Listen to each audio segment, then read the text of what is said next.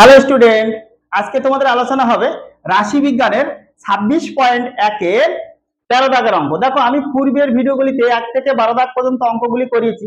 তোমরা প্রত্যেকে description box থেকে ভিডিওগুলি দেখে নিতে পারো। তো আমরা 13 দাগের অঙ্ক শুরু করব। তো দেখো, 13 দাগের অঙ্কটা কিন্তু অন্য অঙ্ক থেকে একটু আলাদা দেওয়া আছে, অর্থাৎ এখানে শ্রেণী কিন্তু দেওয়া নেই এবং পরিসংখ্যা কিন্তু ডাইরেক্ট দেওয়া নেই। পরিসংখ্যাটা কিন্তু ক্রমযৌগিক আকারে আছে। তো আমরা অঙ্কটা পড়ি আগে, তোমরা সবাই বই বের করে নিলে বেশি ভালো হয়। 341 পৃষ্ঠা দেখো তোমাদের বইয়ের।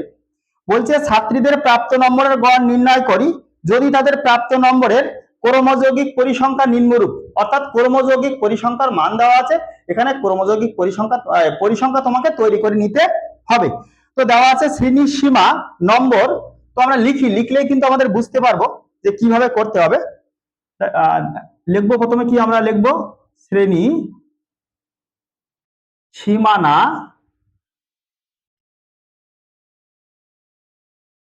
নম্বর।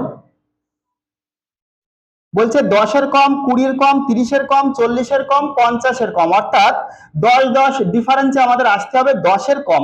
যে একটা শ্রেণী তৈরি হবে সেটা বলছে 10-এর কম। প্রথমটা 10-এর কম বলতে কি বোঝাবে না, 0 থেকে 10। আমরা কি লিখতে পারি, 0 থেকে 10। দ্বিতীয়টা কি বলছে, 20-এর কম, মানে কি 10 থেকে 20। এভাবে আমরা লিখবো 50-এর কম, 10 থেকে 20, 20 থেকে 30, 30 থেকে 40, 40 থেকে 50, 50-এর কম, অর্থাৎ 40 থেকে 50। শ্রেণী সীমানা কিন্তু আমাদের বেরিয়ে গেল। এবার দেওয়া আছে ছাত্রী সংখ্যা।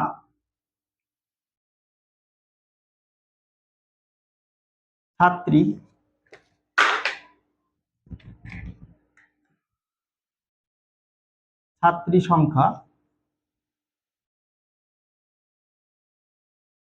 এফআই।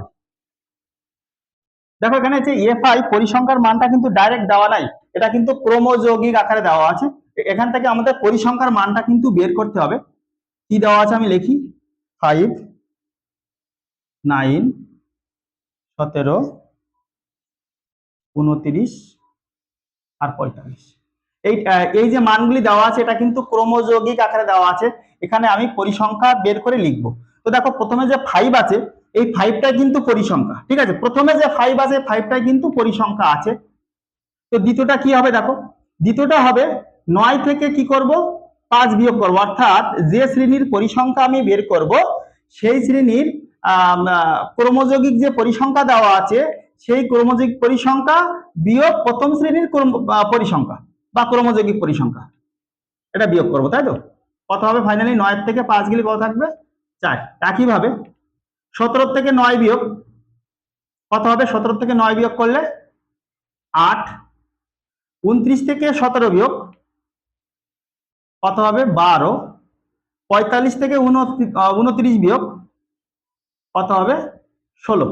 এই যে মানগুলি আমি এখানে বিয়োগ করে বের করলাম, তোমরা কিন্তু এটা রাফে করবে, তোমাদের বোঝানোর জন্য, জাস্ট বোঝানোর জন্য আমি এখানে কিন্তু তোমাদের দেখালাম, ঠিক আছে। এটা কিন্তু রাফে মানটা বের করে তোমরা এখানে কিন্তু পরিসংখ্যাটা করবে। ছাত্রী সংখ্যা অর্থাৎ এফআই বেরিয়ে গেল। এখন আমাদের কি করণীয়, না আমরা কোন পদ্ধতিতে সমাধান করব। আমরা এটা প্রত্যক্ষ পদ্ধতিতে সমাধান করব। আর প্রত্যক্ষ পদ্ধতির সমাধানের সূত্র আমরা প্রত্যেকেই জানি। সূত্রটা লিখি একবার, capital sigma FI XI by capital sigma FI. FR মান আমাদের বেরিয়ে গেল। এখন দরকার এক্সআই, আর এক্সআই মানে আমরা সবাই জানি শ্রেণীমধ্যক। এক্সআই মানে শ্রেণীমধ্যক, অর্থাৎ একটা কলাম করতে হবে, সেটি হবে নাম কি, এক্সআই বা শ্রেণীমধ্যক। এখানে কি লিখবো, শ্রেণী মধ্যক এক্সআই। আর এক্স এর মানটা পাবো কিভাবে, দেখো প্রত্যেকটা শ্রেণীর উচ্চসীমা এবং নিম্নসীমা যোগ করে 2 দিয়ে ভাগ। দেখো প্রথম শ্রেণীর এক্সআই কিভাবে পাচ্ছি, দেখো 0 আর 10 যোগ করো, তাকে 2 দিয়ে ভাগ করো, কত হবে, 10 কে 2 দিয়ে ভাগ করলে 5। তাহলে প্রথম শ্রেণীর ক্ষেত্রে কত বেরোলো আমাদের, 5 বেরিয়ে গেল। দেখো দেখো পূর্বের অঙ্কগুলি কিন্তু আমরা এক্সআই বের করেছি না, অথবা আমরা কিন্তু পূর্বের ভিডিওগুলি দেখে নেই বা পূর্বের অঙ্কগুলি একটু ভালো করে দেখি, তাহলে কিন্তু আমরা এক্সআই আমরা সহজে বের করতে পারবো। একইভাবে কিন্তু আমরা দ্বিতীয়টা করব, 10 আর 20 যোগ করো, আচ্ছা দেখিয়ে দেয় তোমাদের, তাকে 2 দিয়ে ভাগ করো, কত হবে, 30 কে 2 দিয়ে ভাগ 15। মানে 10 আর 20 যোগ করে 2 দিয়ে ভাগ, 15 হলো। একইভাবে 20 আর 30 যোগ করে 2 দিয়ে ভাগ, কত হবে 25। 30 আর 40 যোগ করে 2 দিয়ে ভাগ, 35। 40 আর 45 যোগ করে 2 দিয়ে ভাগ করো, কত হবে 45। এখন আমাদের একটা কলাম করতে হবে FI XI, সূত্রে কিন্তু সেটাই বলছে যে FI XI একটা কলাম করব আমরা এখানে। এখানে একটা কলাম হবে FI XI, অর্থাৎ FI এর সঙ্গে XI গুণ এই যে কলামটা আছে টোটালটা FI এবং এই যে কলামটা আছে টোটালটা XI। দেখো এখানে XI লেখা আছে, এখানে কি লেখা আছে FI লেখা আছে, অর্থাৎ 5 এর সঙ্গে 5 গুণ করে এখানে বসিয়ে দেই আমরা। দেখো এই 5 এর সঙ্গে 5 গুণ করে এখানে বসিয়ে দিলাম 25।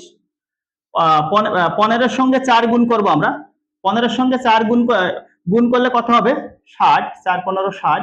25 এর সঙ্গে 8 গুণ করব, কত হবে দেখো 8 25 200। 35 এর সঙ্গে আমরা কি করব, 35 এর সঙ্গে 12 গুণ করব। 35 এর সঙ্গে 12 গুণ করলে কত হবে না 420। 420টা আমরা এখানে বসিয়ে দেব। একইভাবে 45 এর সঙ্গে আমরা কি করব 16 গুণ। 45 এর সঙ্গে আমরা কি করব 16 গুণ। 45 এর সঙ্গে 16 গুণ করলে কত হয় দেখো 720, কত হবে 720। আমাদের কিন্তু বেরিয়ে গেল FI XI এর মানটা কিন্তু বেরিয়ে গেল। এখন আমাদের কি করতে হবে ক্যাপিটাল সিগমা, অর্থাৎ যে মানগুলি বেরালো এই মানগুলিকে এখানে আমরা কি করব যোগ করব, আর FI যে মানগুলি বেরালো এই মানগুলি কি করব আমরা এখানে যোগ করব। এখন আমরা একটা ছক তৈরি করব সুন্দর করে। দেখো অঙ্ক নিয়ে ভয় পাওয়ার কিছুই নাই, অঙ্কটা খুবই ইজি আছে, কিন্তু প্রথমে দেখে হয়তো অনেকেই ভয় পেয়ে যাবে যে অন্য অঙ্কের মতন নয়, কিন্তু এটা কিন্তু দেখো অনেকটা ইজি। ছাত্রী সংখ্যা FI, এটা কি হবে ক্যাপিটাল সিগমা FI, এটা যোগ যদি করি কত হবে 45। দেখো বই দেওয়া আছে 45, শেষে কিন্তু যোগ করে ক্রমযৌগিক পরিসংখ্যা কত ছিল 45, এটা যোগ করে কত হবে 45। এবার যোগ করব ক্যাপিটাল সিগমা FI XI, কত হয় দেখি 5 হবে, 2 আর 2 4 আর 6 10 আর 2 12 2, হাতে আমার 1 8 28 12 13 14 1425। এখন কি লিখবো আমরা, লিখবো প্রাপ্ত নম্বরের যৌগিক গড় বা নম্বরের যৌগিক গড়। অতএব নম্বরের যৌগিক গড় সমান ক্যাপিটাল সিগমা FI XI, অর্থাৎ আমাদের প্রত্যক্ষ পদ্ধতির সূত্রটা আমরা লিখে দিলাম capital sigma FI। Capital sigma FI X এর মান কত আছে, ক্যাপিটাল সিগমা FI X এর মান কত আছে 1425।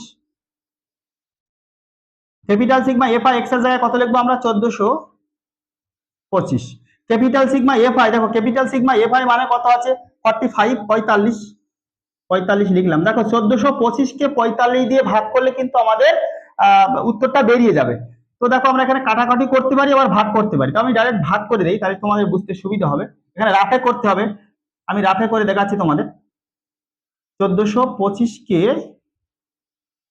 45 দিয়ে ভাগ কয়বার যাবে 3 বার, তাই তো 5 3 4 12 135 7 5 12, ওকে 75। কত যাবে একবার 0 3, ভাগ করা যাবে না তাই তো, তার জন্য আমি দশমিক নিয়ে এখানে একটা কি বসাবো 0।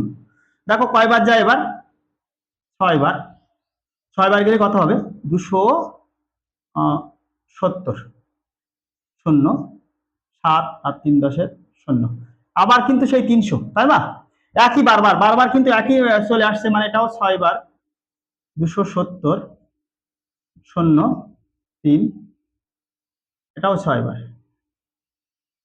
দেখো অসীম, মানে এটা শেষ করা যাবে না, এটা কিন্তু শেষ করা যাবে না, প্রত্যেকবার কিন্তু ভাগশেষ 30 হয়ে যাচ্ছে, তার মানে শেষ করা যাবে না। আমাদের কিন্তু 2 দশমিক পর্যন্ত উত্তরে রাখতে হবে, কিন্তু আমি 3 দশমিক পর্যন্ত রাখলাম, কারণ দেখবো তারপরের সংখ্যাটা 5 বা 5 এর থেকে বেশি আছে কিনা। যদি 5 বা 5 এর থেকে বেশি থাকে তার জন্য তো আমাকে 1 যোগ করতে হবে, তার জন্য আমি 3 দশমিক পর্যন্ত বের করলাম। দেখো কি লিখবো আমরা 31.67। কেন 67 লিখবো, প্রায় লিখবো আমরা এখানে, কারণ এটা দশমিক পরে সব সংখ্যাগুলো লিখছি না বলে তো আমি প্রায় লিখলাম এখানে। কেন 6 7 লিখবো, কারণ এখানে 6 আছে। তো 2 দশমিকের পরে যে সংখ্যাটা আছে সেই সংখ্যাটা কিন্তু 5 অথবা 5-এর থেকে বড়, অর্থাৎ 9 পর্যন্ত যদি থাকে তাহলে কি হবে, এই আমার সেই 2 দশমিক পর্যন্ত যেটা নেওয়ার কথা ছিল তার সঙ্গে আমার কত যোগ হবে না 1 যোগ হবে। তার জন্য আমি কি করলাম, 6-এর সঙ্গে 1 যোগ করে কত করলাম 7, অর্থাৎ ফাইনালি উত্তর কত বেরোলো 31.67 প্রায়। ওকে।